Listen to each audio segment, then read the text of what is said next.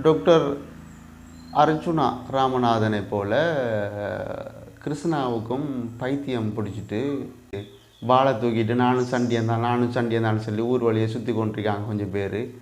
இந்த வடிவேல் வந்து நானும் ரவுடி தான் சொல்லி ஜெயிலுக்கு போகிறேன்னு சொல்லி போவார். அந்த மாதிரி அவங்களாம் சண்டியன் இல்லை. 50 வயசு மதிக்கத்தக்க ஒரு பெரியவர் வந்து ஒரு பேக் ஒன்றை தூக்கி கொண்டு அப்போ என்கிட்ட வந்து கேட்டார், தம்பி யாழ்ப்பாணத்து கோச்சி பெய்த்தான்னு கேட்டார். அப்போ நான் சொன்னேன், ஐயோ இப்போ கொஞ்சம் முதல்லாம் யாழ்ப்பாணத்து கோச்சி போச்சியாங்கள். ஒரு ஆம்பளை அந்த இடத்துல தான் அந்த ஆம்பளைத்தனத்தை காட்டணும். சாப்பிட போன இடத்துல 2 பேர் வந்து அவருக்கு வீணாக வம்புழுத்து என்ன சொல்கிறது, வாய் உள்ள 2 பேர் வந்து கை உள்ள ஒருத்தனை வந்து தரமாக வாங்கி கட்டிட்டு போன ஒரு சம்பவம். திருப்ப வந்து கேட்டார், தம்பி மட்டக்களப்பு கோச்சி பெய்த்தான்னு கேட்டார். இப்போ நான் யோசித்தேன், மட்டக்களப்பு கோச்சி யாழ்ப்பாண கோச்சி கேட்டார், இப்போ மட்டக்களப்பு கோச்சி கேட்காரு. உலகளாவ ரீதியில் இருக்கும் அனைத்து தமிழ் பேசும் உறவுகளையும் இன்னும் ஒரு காணொலியில் சந்திக்கின்றேன். திடீர்னு அப்படின்னா அன்றாதபுரத்து ரயில்வே ஸ்டேஷனுக்கு போயிருந்திருந்தேன். அங்கே போய் நின்றப்போ பார்த்தீங்கன்னு சொன்னாக்கா ஒரு 50 வயசு மதிக்கத்தக்க ஒரு பெரியவர் வந்து ஒரு பேக் ஒன்றை தூக்கி கொண்டு அப்போ என்கிட்ட வந்து கேட்டார், தம்பி யாழ்ப்பாணத்து கோச்சி பெய்த்தான்னு கேட்டார். அப்போ நான் சொன்னேன், ஐயோ இப்போ கொஞ்சம் முதல்லாம் யாழ்ப்பாணத்து கோச்சி போச்சியாங்கள், மிஸ் பண்ணிட்டீங்களேன்னு சொல்லி பிரச்சனை இல்லைன்னு சொல்லி போட்டு திருப்ப வந்து கேட்டார், தம்பி மட்டக்களப்பு கோச்சி பெய்த்தான்னு கேட்டார். இப்போ நான் யோசித்தேன், மட்டக்களப்பு கோச்சி யாழ்ப்பாண கோச்சி கேட்டார், இப்போ மட்டக்களப்பு கோச்சி கேட்காரு. பார்க்கலாம், மட்டக்களப்பு கோச்சியும் நான் வாரத்துக்கு முதல்ல அவங்க பெய்த்துன்னு சொன்னாங்க. அப்போ நான் சொன்னேன் அவர்கிட்ட, மட்டக்களப்பு கோச்சியும் பெய்த்தாங்கள் அப்படின்னு சொன்னேன். அப்படியான்னு சொல்லி பெய்த்தார். அப்போ அதோட அவர் போயிடுவார்னு நினச்சேன். திரும்ப வந்து கேட்டார், தம்பி கொழம்பு கோச்சும் பெய்த்தான்னு கேட்டார்.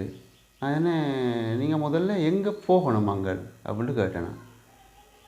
நீங்கள் முதல்ல எங்கே போகணும், எங்கேயும் போகிறதுக்கு இல்லைடாப்பா, நான் அந்த கோச்சி ரோட்டை கடக்கிறதுக்கு தான் கேட்டுக்கொண்டிருக்கேன்னு சொன்னார். காலையில் ஒரு சம்பவம் ஒன்று பதிவாகிட்டு நமக்கு நகைச்சுவையான ஒரு சதி. இப்போ நீங்கள் இந்த கோச்சி ரோட்டை கடக்கிறது தானே அந்த கோச்சியெல்லாம் கேட்டேன்னு ஓம்ட்டு சொன்னார். சரி, காலையிலே ஒரு நகைச்சுவையான பதிவு ஒன்று எனக்கு பதிவாகினது. அன்றாதபுரம் ரயில்வே ஸ்டேஷனில் வச்சு இந்த சம்பவம் நடந்தது. Right, okay. இப்போ உங்களுக்கு தெரியும், என்னடா தமிழ்நாட்டில் வர விஷயம் போட்டிருக்காய், இதில் வர விஷயம் கதைக்கிறாய்ன்னு யோசிப்பீங்க. அது சம்மந்தம் தான் பேச போகிறோம். ப்ரோ ஒரு வீடியோ ஒன்று அப்லோட் செஞ்சுருந்தாரு நேற்றைய தினம். எஸ்கேபியூவில் அந்த சுகர்லாம் பார்த்துட்ருப்பாங்க. அப்போ அந்த வீடியோ நானும் பார்த்துட்டு போகல. அப்போ கமெண்ட் ஒன்று வந்துருந்துச்சு, நான் இதில் ஆட் பண்ணி பாருங்கள். அந்த கமெண்டை பார்க்குறதுக்கும் ஒரு மாதிரியாக இருக்குது. டாக்டர் அர்ச்சுனா ராமநாதனை போல கிருஷ்ணாவுக்கும் பைத்தியம் பிடிச்சிட்டு அவரும் அவருடைய சுகர் பார்க்குற விதமும் என்ன நடந்திருக்குவனுக்கு இப்படியாண்டு போட்டு ஒரு கமெண்டை போட்டு எழுதி அனுப்பியிருக்கிறாங்க. இது என்ன காரணத்துக்காக இப்படி ஒரு கமெண்ட் அனுப்பியிருக்காங்கன்ட்டு நமக்குண்டா தெரியலை. உண்மையிலேயே டாக்டர் அர்ச்சுனாவையும் இவரோட ஒப்பிட்டு அந்த கமெண்ட் எழுதியிருக்கிறாங்க. இது ஏன் இப்படி எழுதினாங்கன்றது உண்மையிலேயே எனக்கு இது வரைக்கும் தெரியலை. அப்போ அலசி ஆராய்ச்சி நான் யோசித்து பார்த்தேன், ஒருவேளை ப்ரோவுக்கும் டாக்டர் அர்ச்சனாவுக்கும் ஏதாச்சும் வேறு சம்மந்தங்கள் இருக்குதோ, அதுகளை வச்சு இப்படி எழுதியிருக்காங்களான்னு யோசித்து பார்த்தேன். அப்படி இருக்கிறதுக்கு வாய்ப்பு இல்லை.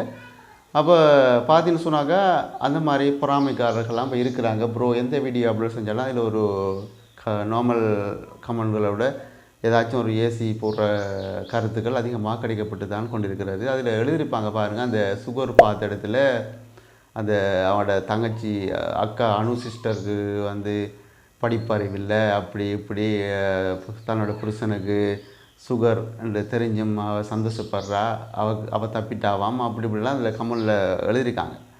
அப்போ இதெல்லாம் இவங்களுக்கு தேவையில்லாத ஒரு சில கருத்துக்கள். அது வந்து ஒரு வீடியோக்காக, நகைச்சுவைக்காக, அந்த வீடியோவை என்டர்டெயின்மெண்ட்டாக கொண்டு போகிறதுக்காக அவங்க பல விதமாக யோசித்து பல விதமாக தான் அந்த வீடியோ செய்கிறது. அப்போ இதெல்லாம் யோசிக்காமல் ஒரு சில ஆட்கள் பார்க்குறவங்க வந்து தப்பான கருத்துக்களை போடுறது, இந்த மாதிரி ஆகலாம். அந்த டாக்டர் அர்ச்சுனான்னு சொல்கிற பொழுது அந்த டாக்டர் அர்ச்சுனாவை பற்றியும் இந்த வீடியோவில் பேசக்கூடிய ஒரு ஆசை எனக்கு தோன்றுச்சு. என்ன சொன்னாக்கா, ஒரு என்ன சொல்கிறது, ஒரு தரமான சம்பவம் ஒன்று பதிவாயிருந்துச்சு. அது நல்ல விஷயம் ஒன்று பண்ணியிருக்காரு டாக்டர் அர்ச்சுனா. டாக்டர் அர்ச்சுனா பற்றி யார் என்ன குறை சொன்னாலும் என்னை பொறுத்த வரைக்கும் அவர் அந்த இடத்துல அந்த சிசிடிவி காணொலியில் பெரிய வைரலாக வைத்து கொண்டிருக்குது. அந்த யாழ்ப்பாணத்தில் உள்ள பிரபல்யமான ஹோட்டலுக்கு சாப்பிட போன இடத்துல 2 பேர் வந்து அவருக்கு வீணாக வம்புழுத்து என்ன சொல்கிறது, வாய் உள்ள 2 பேர் வந்து கை உள்ள ஒருத்தன் வந்து தரமாக வாங்கி கட்டிட்டு போன ஒரு சம்பவம் மிக ட்ரெண்டிங்கில் பேத்து கொண்டிருக்கிறது. எந்த ஒரு ஆம்பளை அந்த இடத்துல இருந்தாலும் அந்த விஷயத்தை தான் செய்வான். ஆம்பளையாக இருந்தால் நிச்சயமாக ஒரு பெண்ணோட போய் நம்ம சாப்பிட்டு கொண்டிருக்கக்குள்ள நமக்கு ஏதாச்சும் பிரச்சனை வந்தால் ஒரு ஆம்பளை அந்த இடத்துல தான் அந்த ஆம்பளைத்தனத்தை காட்டணும். கண்டதுக்கெல்லாம் காட்டுறவன் ஆம்பளை கிடையாது. ஒரு சில பேர் வாழை தூக்கிட்டு நானும் சண்டியன் தான் சொல்லி ஊர் வழியை சுற்றி கொண்டிருக்காங்க கொஞ்சம் பேர். இந்த வடிவேல் வந்து நானும் ரவுடி தான் சொல்லி ஜெயிலுக்கு போகிறேன்னு சொல்லி போவார். அந்த மாதிரி அவங்கெல்லாம் சண்டியன் இல்லை. அந்த டாக்டர் அர்ச்சுனா உண்மையிலேயே பாராட்டத்தக்க ஒருத்தர். நான் என்ன பொறுத்த வரைக்கும் சொல்லணும், அவர் எந்த இடத்துல அவரோட வீரத்தை காட்டணுமோ அந்த இடத்துல காட்டிக்கார். தப்பு எந்த சைட்டு நமக்கு சரியாக சொல்ல முடியாது. ஆனால் அவர் அந்த செஞ்ச விஷயம் வர வைக்கத்தக்க விஷயம். வீணா வம்புழுத்தவன் கை உள்ளன்ட்டு வேன் கட்டிட்டு போய் படுக்கான். அது ஒரு பக்கம் இருக்கட்டும். ஆகவே இந்த ஒரு காணொளி நம்ம பதிவு செஞ்ச காரணம் இந்த ஒரு சில விஷயங்களை பற்றி பேசுறதுக்காக தான். முக்கியமாக இது போன்ற கருத்துக்கள், இந்த எஸ்கே வியூவில் போட்ட வீடியோவுக்கு அப்படியாப்பட்ட கருத்துக்களை முன்வைக்கிறவங்க நீங்கள் ஒரு நிமிஷம் இந்த கருத்துக்களை எழுதுறதுக்கு முந்தி யோசிங்க. முதல்ல எனத்துக்காக இப்படியெல்லாம் செய்கிறாங்க, அவங்க வேணுமெண்டே அப்படி செய்வாங்கன்னு யோசித்து பார்க்குறீங்களா? ஒரு வீடியோ ஒன்று செய்கின்ற பொழுது கொஞ்சம் என்டர்டெயின்மெண்ட்டாக பார்க்குறவங்க கொஞ்சம் சிரிக்கணும். எல்லா விஷயம் ஒரு வீடியோ போடும்போது அந்த வீடியோவில் எல்லாம் அடங்கியிருக்கணும். பொதுவாக கவலை மாதிரி ஒரு படம் ஒன்று எடுத்தால் இப்போ தெரிந்தாங்க, ஒரு படத்தில் எல்லாம் இருந்தால் தான் மக்கள் விரும்பி பார்ப்பாங்க. பாட்டும் இருக்கணும், கவலையும் இருக்கணும், டான்ஸும் இருக்கணும், ஃபைட்டும் இருக்கணும். இப்படி எல்லாம் இருந்தால் தான் அந்த படம் ஓடும். அது மாதிரி தான் ஒரு வீடியோ அப்லோட் செய்யக்குள்ள அந்த வீடியோவில் என்னென்னவெல்லாம் உள்ளடக்க வேணுமோ அதெல்லாம் உள்ளடக்கி தான் அந்த வீடியோவை எடுப்பாங்க தெரிஞ்சவங்க. இதற்காக தான் அந்த வீடியோக்குள்ளே அப்படி என்டர்டெயின்மெண்ட் முறையில் செய்துவது, வேறு எதுவும் கிடையாது. ஆகவே கருத்துக்கள் எழுதுகிற நீங்கள் கொஞ்சம் யோசித்து கருத்துக்கள் எழுதுங்க. இப்போ நீங்கள் எனக்கும் அடுத்த பக்கத்தால் ஏசி கொண்டு இருக்கிறீங்க, அது நார்மல் தான். இப்போ யாரை பற்றி ஒரு நல்ல மனுஷனை பற்றி பேசக்குள்ள எப்படியும் வேறு கருத்துக்கள் வாரது அது நார்மல் தான்.